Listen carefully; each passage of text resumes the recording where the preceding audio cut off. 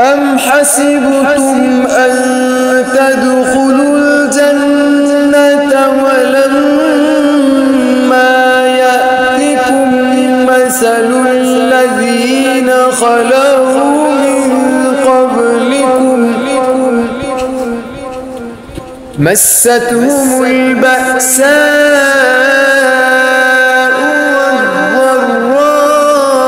والضراء وزلزلوا حتى يقول الرسول والذين آمنوا معه